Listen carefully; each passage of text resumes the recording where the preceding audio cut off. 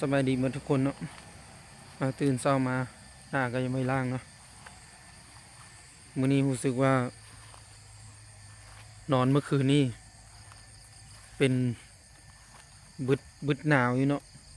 เปิดพัดลมแล้วว่าเย็นอันปิดพัดลมแล้วว่าร้อนอยู่ในมื้อนี้ก็มาเบิ่งฮ้านมื้อนี้อากาศแม่นรู้สึกว่าคือฝนสิตกน้ำฟ้ามืดครึมๆเนาะบรรยากาศอ้อมหอบกับเฮือนคนที่บ่มีเนาะสิเป็นป่าเบิดนี่แหละบรรยากาศก็ได้นี่มาเบิ่งก็สิหาแนวปลูกปลูกกอไผ่ไปละไปเอากอไผ่มาเมื่อคืนนี้เนี่ยกอไผ่ไปกินเบียร์แล้วได้ไผ่มีอย่างมุ่นแหละอันนี้คล้ายๆคือน้องไผ่เลี้ยงน้องแบบเฮาหดน้ำตลอดแล้วมันได้กิน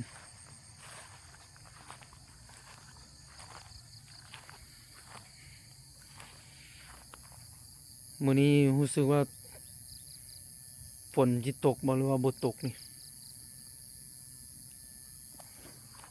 ก็มีแต่มาลุ้นนำกันนั่นแหละ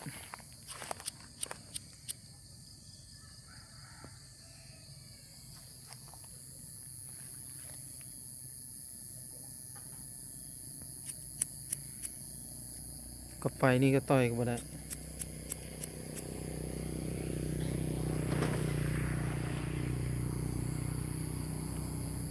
เอาเด้อบรรยากาศ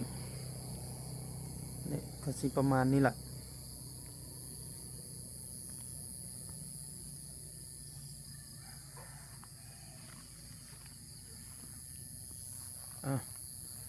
เป็นยังไงมากอยู่บ่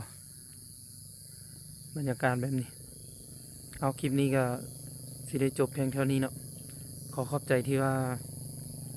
รับชมจนจบเนาะฝากกดไลค์กดแชร์กดติดตามกันด้วยเนาะบ๊ายบายขอขอบใจ